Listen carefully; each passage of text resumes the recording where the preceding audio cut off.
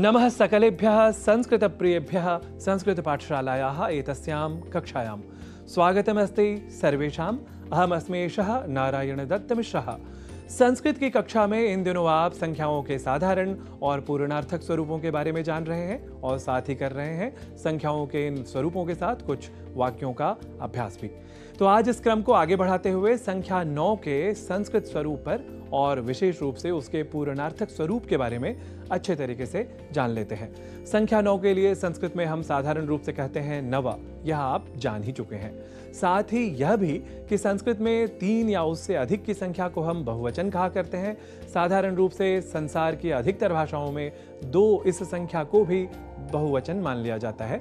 ऐसे में संस्कृत के एक वचन, द्विवचन और बहुवचन की वैज्ञानिकता को आप स्वयं समझ सकते हैं। तो संस्कृत में बहुवचन के सिद्धांत को जान लेने के बाद बालकाः, बालिकाः, स्थानानि जैसे शब्दों के साथ 3 या उससे अधिक संख्याओं का प्रयोग हो सकता है। अतः संख्या का निर्देश यहाँ अत्यंत आवश्यक है। अर्थात नव बालकाः, नव बालिकाः, नव स्थानानि, इन जैसे प्रयोगों में नव इस संख्या का प्रयोग किया जाना अत्यावश्यक है ताकि बहुवचन के प्रयोग होने के बाद भी संख्या के बहुत्व का स्पष्ट प्रयोग हो सके। इस तथ्य के बाद अब बढ़ते हैं आगे।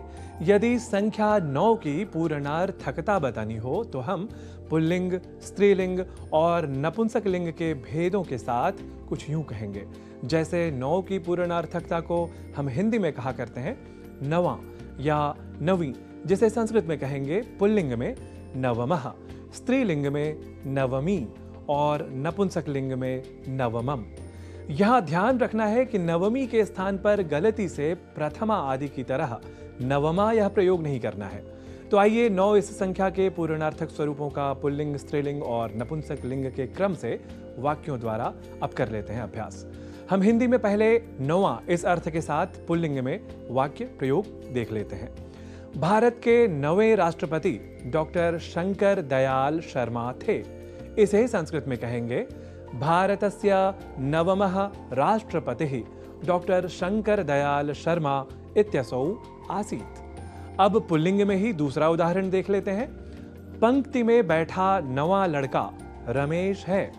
इसे संस्कृत में कहेंगे पंक्त्याम उपविष्टः नवमः बालकः रमेशः अस्ति। यहाँ नवमः राष्ट्रपति और नवमः बालकः जैसे उदाहरणों में राष्ट्रपति और बालक ये 2 पुल्लिंग शब्द हैं और इन शब्दों के पहले नवम इस संख्या का जो प्रयोग हुआ है वह भी पुल्लिंग का ही कहलाएगा।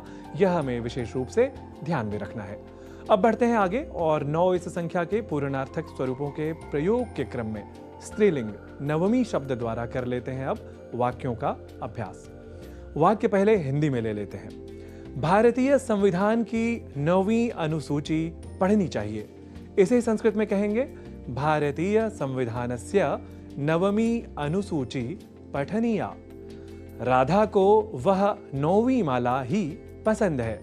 इसे संस्कृत में कहेंगे राधायै सा 9वीं माला एव रोचते।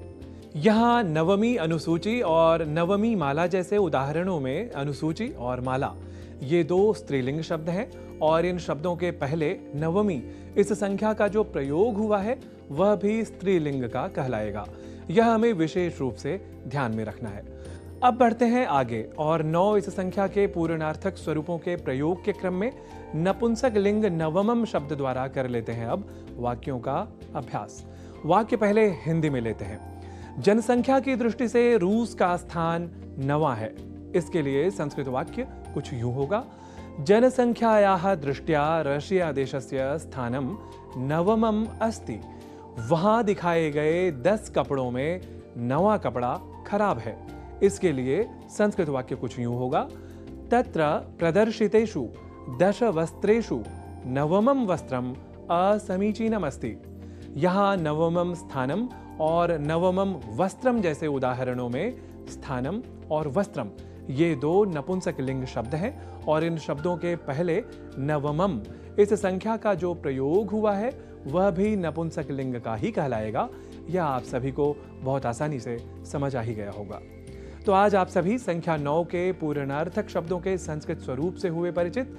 अब संस्कृत पाठशाला की अगली कक्षा में जानेंगे अगली संख्या के संस्कृत स्वरूप के बारे में। तब तक के लिए मुझे दीजिए अनुमति। नमो नमः।